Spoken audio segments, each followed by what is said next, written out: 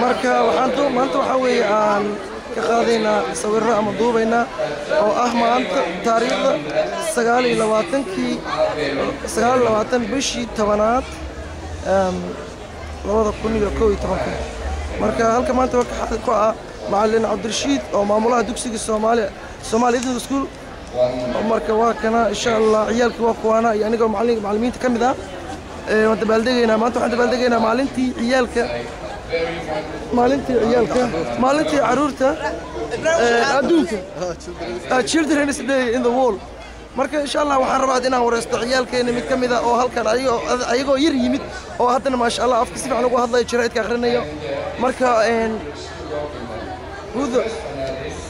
Ridwa sorry adeer alaykum salaam waxaan rabaa inaan ka wareysto xogaa wax ka faa'iiday maadaama aad waddanka timid waxaan rabaa ciyaalka kale inay ku ay daydaan xogaa bal faahfaahin naga sii ciyaalkana ay dhageystaan waxa ka faa'iiday iskuulka waxaan ka faa'iiday wax badan adeer markaan yaraaba xaga yimiha wax badan Soomaaliga ugu fiicnaaday ana hadalka iyo qoraalka waxa dugsi aan ka baray soo baray shabakada ama internetka website-yada oo kamid ah Hiiraan iyo Daynila iyo wada akhrin kartaa Soomaaliya oo fahmaysaa jaraa'idka ma sha Allah marka dad miinis wad fahamtay waa muhiim way intaas waa ku maasantahay maanta wareysigaada aad dhalinyarada iyo ciyaalka kalena waxa way adiga ay kugu dayanayaan insha Allah ya ma sha Allah marka waxa way haddana waxaan ku leexanaynaa waxaan daawanaynaa maanta madaxda noo qodbaynaysa Children's Day insha Allah That's what this week's all about. Miss Carol Spargo.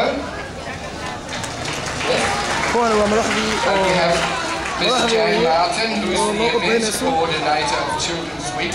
We've just got a big job. Welcome this morning to you, Jane. Children's Day.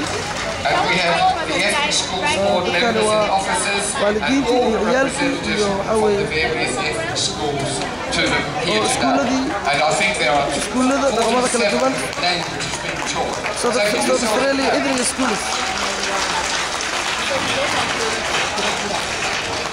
Now it's my privilege to ask another new person, and he is the chairperson of the Ethnic Schools Association.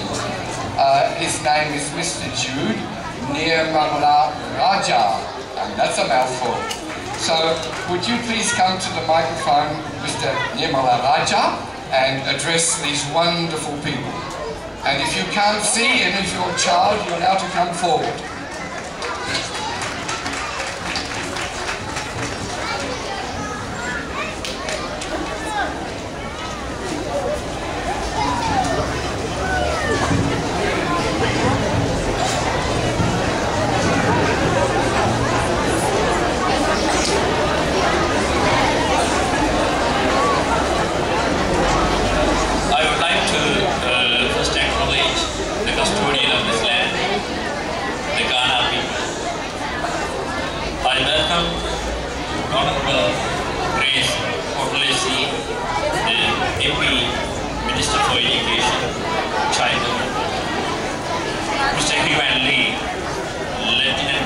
South Australia and Vietnam Association. Mr. David Pisoni, MP, Shadow Minister for the Education and Child. Mr. Carlo Spargo, President of the Association. Mr. John Theophilus, Chairman of the Ethnic School Board. Dr. Paul Hine, This is our board. Somali Ethnic School. Sida doo aragtaan. Waa shabadayni. Macallin Cabdirashiid maamulaha dugsiga iyo gabadhiisii.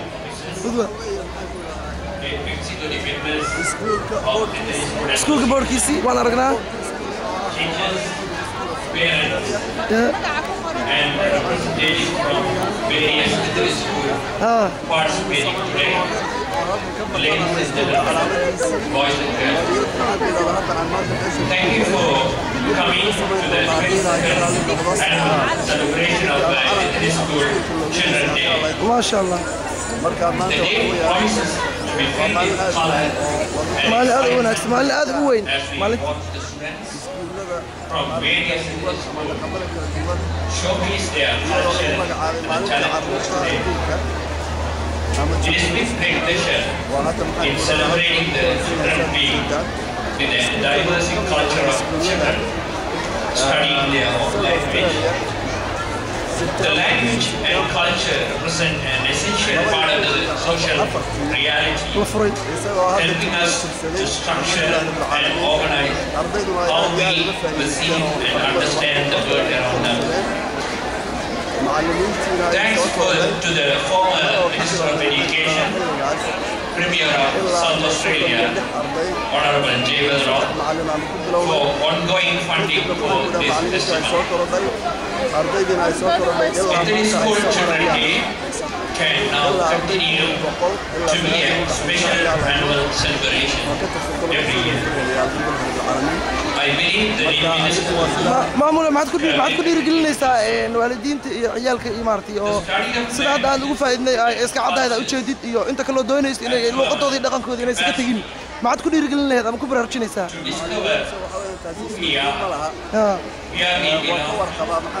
what we might become. Indeed, our common future will depend on the degree to which we all become better persons, creating unity with diversity. I sincerely thank the volunteers, teachers, parents, and our wonderful South Australian community for supporting their children and strength in developing their gift of languages and culture.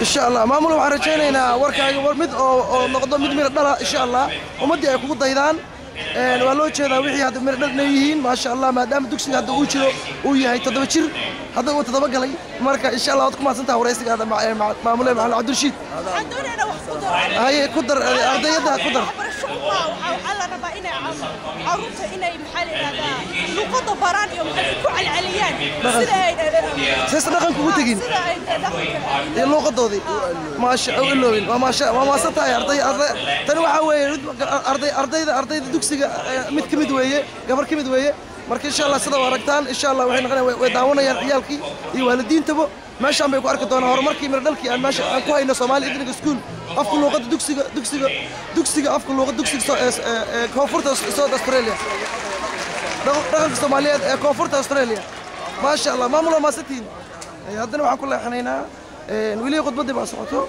إن شاء الله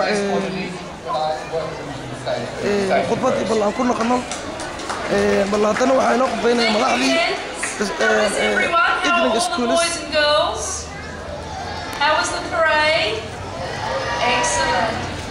Can I also acknowledge Mr. Hugh Van Lay, our Lieutenant Governor? He does a fantastic job in our community. Thank you, Hugh, for all your hard work. And to my parliamentary colleague, David Pizzoni, to another man who does an enormous amount of work as a volunteer, John Kiosoglis, the Chair of the Ethnic Schools Board, yes, give a round of applause to Karen Spargo, the President of Children's Week, and to Jan Martin, who's the event coordinator, to Jude Nirmalaraja. I hope that was okay, Jude. And he's the chairperson. To all of the members of the Ethnic Schools Boards, to the community leaders who are here, to you boys and girls, thank you so much for having me. Can I also acknowledge that we are meeting on the land of the Kaurna people. I am so happy to be here this morning. And it's not the first time that I've been to this event because this event is very, very important. But I do have a new job. My new job is as the Education and Child Development Minister. And my old job was as the Minister for Multicultural Affairs. So the reason why I'm so excited to be here this morning is because it brings together two things that I really, really, really love about our community. I love the fact that part of my job is to give each and every one of you the best start in life, and we do that by supporting you from the moment that you are born and by making sure you have a first-class health and education system. Who likes school? Who likes going to school? Excellent. Oh, my daughter, she didn't put her hand up. And the other thing I love about our community is that our community is made up of lots and lots of people from all over the world. I love that about South Australia. I think that is one of the best things about our community, and so this parade is really important for me because it brings those two things together. And I think that in South Australia, that we should be very proud of the fact that we have 7,000 students studying in ethnic schools. We have 88 ethnic schools and 48 different languages. So can I say congratulations? Can I say that you will always have the government's support? Who knows about the government? Okay. They're a bit literal. You will always have the government's support because we think that what you do is really important. You all look fantastic this morning. I'm so incredibly proud of you. And can I bring you a very, very big hello from our new Premier? Who knows who our new Premier is? Jay Weatherall, that's right. So he sends a very big hello and a big congratulations and all the best. Well done.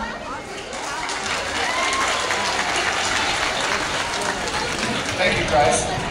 I'd like David Massago to respond to you in his usual manner. Thank you, David. Thanks, James. Chairman Jude Dimaraja, Mr. Reporter Lazy, Hugh Van Lee, John Piasogolis, and of course the children that are here today. It's fantastic to see we've got first generation migrants, some of our latest arrivals being represented here this morning, and through the Ethnic Schools Association, and also, of course, some third, possibly even fourth generation migrants representing their culture. See the Baltic States represented very well in the front row. Hello. So congratulations to Yeah, I'm good. How are you doing? Yeah, good. Yeah. How's it going? Yeah, I can see. waiting for Yeah, is that him? Yeah, that's good. Yeah. fantastic. You are participating Very colourful in Children's Day. and exciting How about you? opportunity. I am. No, that's good. Yeah. Standing by watching Me you too. as you march towards the festival centre. So thank you very much for the opportunity to be here this morning and to celebrate the Ethnic Schools Children's Festival with you. The Ethnic Schools Children's Day Festival adds value in terms